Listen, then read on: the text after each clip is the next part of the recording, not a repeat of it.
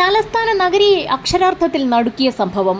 ഉച്ചതിരിഞ്ഞ് ഏകദേശം 2 മണിയോടുകൂടി തിരുവനന്തപുരത്തുള്ള തോമസ് മാമന്റെ വീട്ടിലേക്ക് ഒരു ഫോൺ കോൾ എത്തി. ഫോൺ വിളിച്ച ആൾ പറഞ്ഞത് തോമസ് മാമന്റെ ചെടികൾ വിൽക്കുന്ന കടയിലെത്തിയപ്പോൾ അവിടെ ആരെയും കാണാനില്ല എന്നായിരുന്നു. തോമസ് മാമന്റെ ചെടിക്കടയിൽ 2 സ്ത്രീകൾ ജോലിക്കുള്ളതാണ്. അവരവിടെ എത്തിയിട്ടില്ല എന്നറിഞ്ഞപ്പോൾ ഫോൺ വിളിച്ച ആളോട് തോമസ് മാമൻ ഉടൻ തന്നെ കടയിലേക്ക് വരാമെന്ന് പറഞ്ഞ് കോൾ കട്ട് ചെയ്തു. തിരുവനന്തപുരം പേരൂർക്കട അമ്പലമുക്ക് ജംഗ്ഷനിലാണ് തോമസ് മാമന്റെ കട. അയാൾ അവിടെ എത്തുമ്പോൾ ചെടി വാങ്ങാനായി എത്തിയ ആളും അവിടെ തന്നെ നിൽപ്പുണ്ടായിരുന്നു. ജോലിക്കാരികളുടെ ഫോൺ നമ്പറുകളിലേക്ക് തോമസ് മാമൻ മാറി വിളിച്ചു നോക്കി. അവരിൽ ഒരാളായ സുനിത ഉടൻ തന്നെ കോൾ എടുക്കുകയും വിവരമറിഞ്ഞ് അങ്ങോട്ടേക്ക് എത്തുകയും ചെയ്തു. സുനിതയും തോമസ് മാമനും കൂടി ചെടിക്കടയിലാകെ അന്ന് ഡ്യൂട്ടിയിലുണ്ടായിരുന്ന ജോലിക്കാരി അനിതയെ തിരഞ്ഞു. ആ പരിസരത്തെങ്ങും അനിതയെ കാണാതെ വന്നതോടുകൂടി ചെടികളൊക്കെ സൂക്ഷിക്കുന്ന ഷെഡിന്റെ ഭാഗത്തേക്ക് അവരൊന്ന് പോയി നോക്കി. അവിടേക്കെത്തിയ തോമസ് മാമന്റെ കണ്ണിലേക്ക് ഒരു കാഴ്ച പതിഞ്ഞു. അവിടെ ചില ചെടിച്ചട്ടികളൊക്കെ മറിഞ്ഞു വീണ് കിടക്കുന്നു. അവിടേക്കെത്തിയ തോമസ് മാമനും സുനിതയും ഒരു കാഴ്ച കണ്ട് ഭയന്ന് വിറച്ചുകൊണ്ട് പിന്നോട്ട് മാറി. ചെടിച്ചട്ടികൾക്കിടയിൽ 2 കാലുകൾ കിടക്കുന്നു. തോമസ് മാമന്റെയും സുനിതയുടെയും നിലവിളി കേട്ടുകൊണ്ട് ചെടി വാങ്ങിക്കാനെത്തിയ ആളും അവിടേക്ക് ഓടിയെത്തി. ശരീരമാസകലം വലയിട്ട് മൂടിയ നിലയിൽ കമിഴ്ന്നു കിടക്കുകയാണ്. അതൊരു സ്ത്രീയുടെ കാലുകളാണെന്ന് ഒറ്റ നോട്ടത്തിൽ തന്നെ അവർക്ക് മനസ്സിലായി. തോമസ് മാമൻ കമിഴ്ന്നു കിടക്കുന്ന ആ സ്ത്രീരൂപം മറിച്ചിട്ടു. അക്ഷരാർത്ഥത്തിൽ അവർ നടുങ്ങിപ്പോയി. ചോരയിൽ കുളിച്ചു കിടക്കുന്ന വിനീതയാണ് അവർ കണ്ടത്. വിനീതയുടെ കഴുത്ത് ആരോ മുറിച്ചിരിക്കുകയാണെന്ന് അവർക്ക് മനസ്സിലായി. ഉടൻ തന്നെ വിവരം പേരൂർക്കട പോലീസ് സ്റ്റേഷനിൽ വിളിച്ചറിയിച്ചു. വിവരമറിഞ്ഞ ഉടൻ തന്നെ SI സജികുമാറും സംഘവും സ്ഥലത്തേക്കെത്തി. തോമസ് മാമന്റെ പേരൂർക്കടയിലുള്ള ചെടിക്കടയിൽ പോലീസ് പരിശോധന നടക്കുന്നു എന്നുള്ള വാർത്ത ഉടൻ തന്നെ അമ്പലമുക്ക് ജംഗ്ഷനിലും പരന്നു. വിനീതയുടെ കഴുത്ത് ആരോ മുറിച്ചിട്ടിരിക്കുകയാണ്. ഒറ്റ നോട്ടത്തിൽ തന്നെ സംഭവം കൊലപാതകമാണെന്ന് പോലീസിന് വ്യക്തമായി. വിവരമറിഞ്ഞ് ഉടൻ തന്നെ ഡോഗ് സ്ക്വാഡും ഫോറൻസിക് വിഭാഗവും സ്ഥലത്തെത്തി. വിനീതയുടെ മൃതശരീരത്തിൽ മണം പിടിച്ച പോലീസ് നായ അവിടെ വലതുഭാഗത്തുണ്ടായിരുന്ന മതിൽ ചാടിക്കടന്ന് തൊട്ടടുത്ത പറമ്പിലേക്കെത്തുകയും പറമ്പിന്റെ അറ്റത്തുള്ള മതിലിന്റെ ഭാഗത്തെത്തി അവിടെ നിൽപ്പുറപ്പിക്കുകയും ചെയ്തു. അവിടെ വെച്ച് പോലീസ് നായയുടെ യാത്ര അവസാനിച്ചു.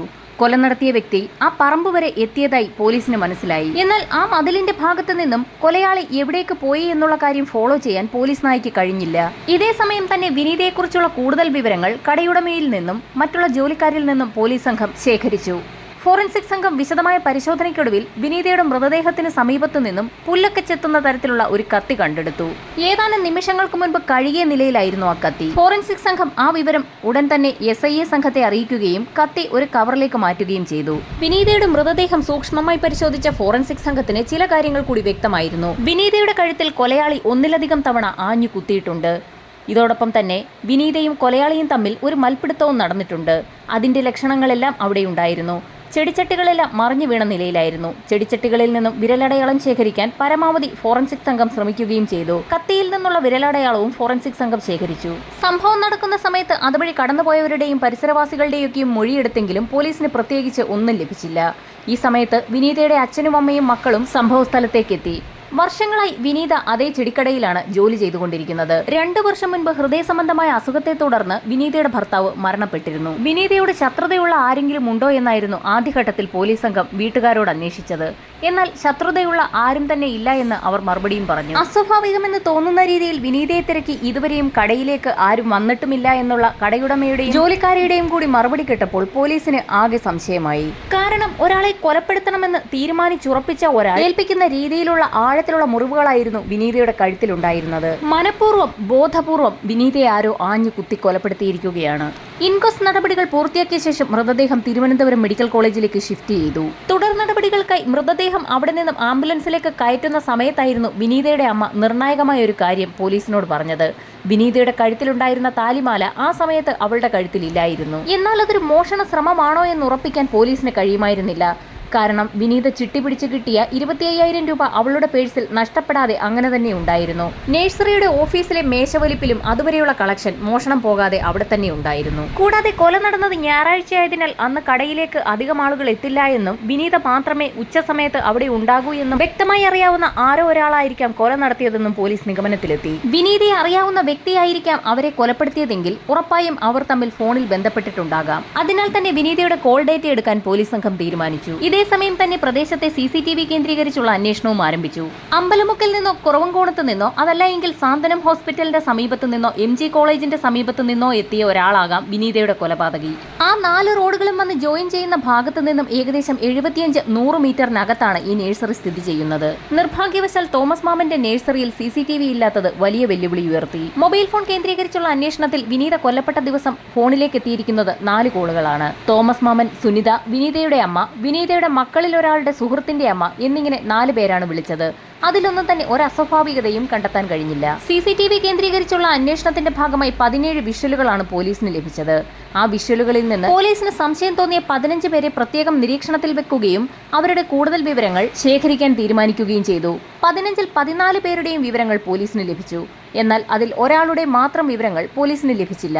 അയാളുടെ ചെയ്തികളിലും പോലീസിന് ചില സംശയങ്ങൾ തോന്നി. പോലീസിന് സംശയം തോന്നിയ അതേ വ്യക്തി അന്നേ ദിവസം 11 മണിയോടുകൂടി തോമസ് മാമന്റെ ചെടിക്കടയുടെ ഭാഗത്ത് എത്തുകയും പിന്നീട് തിരികെ പോവുകയും ചെയ്തിരുന്നു. ഫുൾ സ്ലീവ് ഷർട്ടും പാൻസും ധരിച്ച അയാൾ തലയിൽ തൊപ്പിയും മുഖത്ത് മാസ്കും വെച്ചിരുന്നു. അയാളുടെ ഫോട്ടോ പ്രദേശത്തെ പലരെയും കാണിച്ചെങ്കിലും അങ്ങനെ ഒരു വ്യക്തിയെ അവർക്കാർക്കും പരിചയമില്ല എന്നുള്ള മറുപടിയായിരുന്നു ലഭിച്ചത്. അയാളുടെ കൂടുതൽ ചിത്രങ്ങൾ ലഭിക്കുന്നതിനായി CCTV വിഷ്വൽസ് വീണ്ടും പോലീസ് ചെക്ക് ചെയ്തു. നഴ്സറിയിൽ നിന്നും 75 മീറ്റർ മാത്രം ദൂരമുള്ള ജംഗ്ഷനിൽ നിന്നും CCTVയിൽ പതിഞ്ഞ ആ വ്യക്തി ഒരു ഓട്ടോറിക്ഷയിൽ മുട്ടട ഭാഗത്തേക്ക് പോയതായി വിഷ്വലുകൾ പരിശോധിച്ചതിൽ നിന്നും മനസ്സിലായി. നാൽക്കവലയിൽ നിന്ന് മുട്ടട ഭാഗത്തേക്കുള്ള എല്ലാ CCTV ദൃശ്യങ്ങളും പോലീസ് ശേഖരിച്ചു. അങ്ങനെ മുട്ടട ജംഗ്ഷനിലെ ഒരു CCTV ദൃശ്യം പോലീസിന് കിട്ടി. മുട്ടട ജംഗ്ഷനിലെത്തി ഓട്ടോയിൽ നിന്നിറങ്ങിയ വ്യക്തി അവിടെ നിന്ന് നടന്ന് ചെറുകൂട്ട് ലൈൻ വഴി ആലപ്പുറം കുളത്തിന് സമീപത്തേക്ക് പോകുന്ന ഒരു ദൃശ്യമായിരുന്നു അത്. കുളത്തിന്റെ ഭാഗത്തേക്ക് പോയ അയാൾ പിന്നീട് തിരികെ ഏതോ ഒരു ബൈക്കിൽ പോകുന്നതും CCTVയിൽ പതിഞ്ഞിരുന്നു. അപരിചിതനായ ആ വ്യക്തി കുളത്തിന് സമീപത്തേക്ക് പോയതിൽ പോലീസിന് ചില സംശയങ്ങൾ ഉണ്ടായി. ഒരുപക്ഷെ അയാളാണ് വിനീതയെ കൊലപ്പെടുത്തിയതെങ്കിൽ കൊല നടത്തിയ സമയത്ത് അയാളുടെ ഷർട്ടിലേക്ക് തെറിച്ച രക്തം കഴുകിക്കളയാനോ മറ്റോ ആകും അയാൾ കുളത്തിന്റെ ഭാഗത്തേക്ക് പോയതെന്ന് പോലീസ് വിലയിരുത്തി. കുളം പരിശോധിക്കാൻ പോലീസ് തീരുമാനിക്കുകയും ആ അന്വേഷണത്തിൽ പോലീസിന് കുളത്തിൽ നിന്നും ഒരു കത്തി കണ്ടെത്താൻ കഴിയുകയും ചെയ്തു. ഫോറൻസിക് സംഘം ഉടൻ തന്നെ സ്ഥലത്തെത്തി കത്തി കസ്റ്റഡിയിലെടുക്കുകയും വിശദമായ പരിശോധനകൾക്ക് വിധേയമാക്കുകയും ചെയ്തു. ഈ സമയത്താണ് ഒരു സംഘം പോലീസുകാർ അജ്ഞാതനായ ആ വ്യക്തിയെ മുട്ടട ജംഗ്ഷനിൽ കൊണ്ടിറക്കി വിട്ട ഓട്ടോ ഡ്രൈവറെ കണ്ടെത്തുന്നത്. അയാളിൽ നിന്നും ചില നിർണായക വിവരങ്ങളാണ് പോലീസിന് ലഭിച്ചത്. നാൽക്കവലയിൽ നിന്നും മെഡിക്കൽ കോളേജ് ഭാഗത്തേക്ക് പോകണമെന്നാവശ്യപ്പെട്ടുകൊണ്ടായിരുന്നു ആ അജ്ഞാതൻ ഓട്ടോയിൽ കയറിയത്. ഒടുവിൽ മുട്ടട എത്തിയപ്പോൾ അയാൾ വണ്ടി നിർത്താൻ ആവശ്യപ്പെടുകയും വണ്ടിയിൽ നിന്നിറക്കിയപ്പോൾ കുടിക്കാൻ കുറച്ച് തണ്ണി തരാമോ എന്ന് ഓട്ടോക്കാരനോട് ആവശ്യപ്പെടുകയും ചെയ്തു. അതിൽ നിന്നും അയാൾ ഒരു തമിഴനാണെന്ന് വ്യക്തമായി. തുടർന്ന് അവർ തമ്മിൽ നടത്തിയ സംഭാഷണങ്ങളിൽ നിന്നും അജ്ഞാതനായ വ്യക്തി ഒരു ചായക്കടയിൽ ജോലി ചെയ്യുകയാണെന്നും മനസ്സിലായി.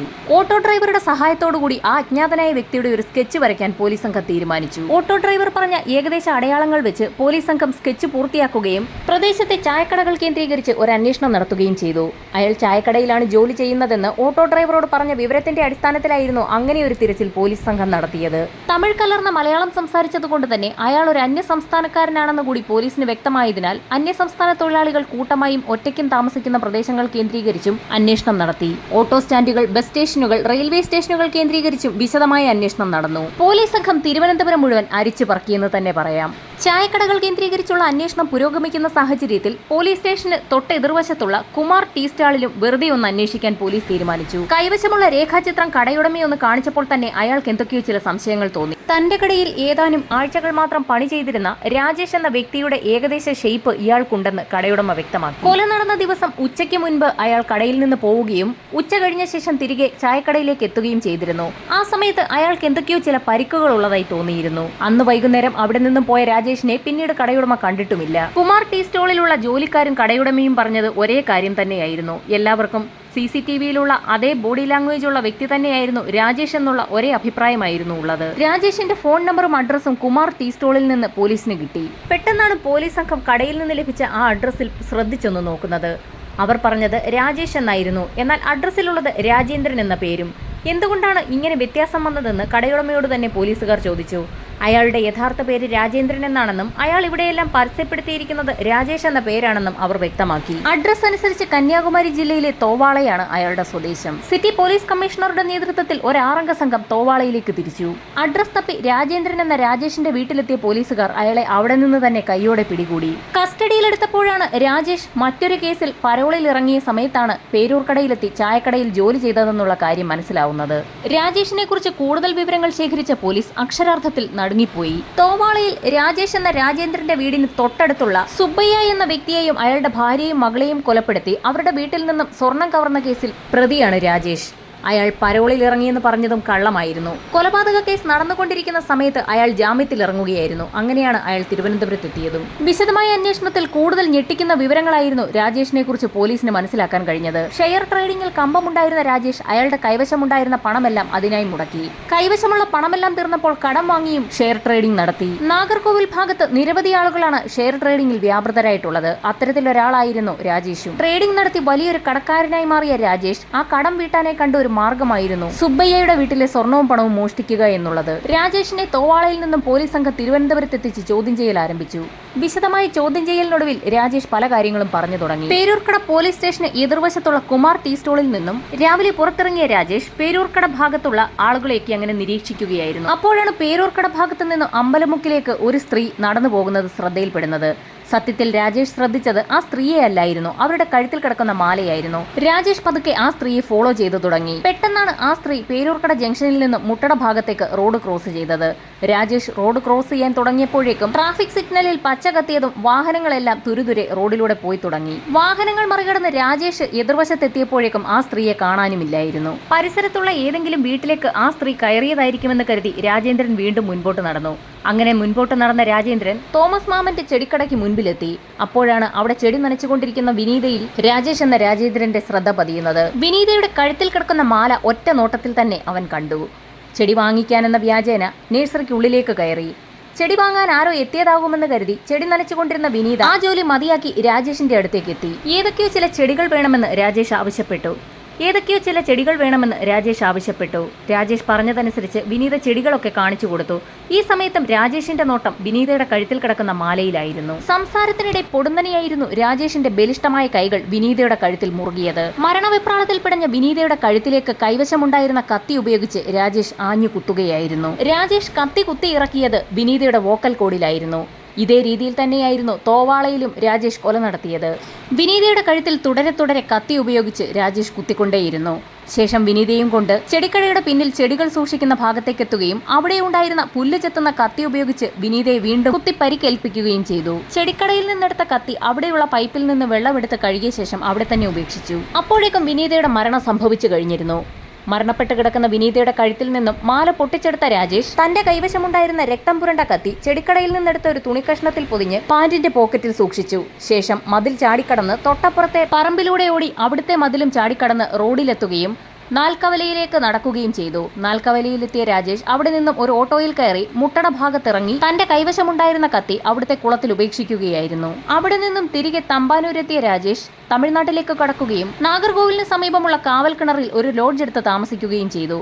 തൊട്ടടുത്തുള്ള സ്വർണ്ണപ്പണയക്കടയിൽ വിനീതയുടെ മാല പണയം വെച്ചു. മാല പണയം വെച്ച് കിട്ടിയ പൈസയിൽ നിന്നും 45,000 രൂപ രാജേഷ് ഷെയർ ട്രേഡിംഗിൽ ഇതിനോടകം മുടക്കുകയും ചെയ്തിരുന്നു. രാജേഷിന്റെ മൊഴിപ്രകാരം തമിഴ്നാട്ടിലെ നാഗർകോവിലെത്തിയ പോലീസ് സംഘം സ്വർണ്ണപ്പണയക്കടയിൽ നിന്നും ആ സ്വർണ്ണാഭരണം കണ്ടെടുക്കുകയും ചെയ്തു. അങ്ങനെ കേസ് പൂർത്തിയാക്കി തിരുവനന്തപുരം സെഷൻസ് കോടതിയിൽ വിചാരണയും ആരംഭിച്ചു.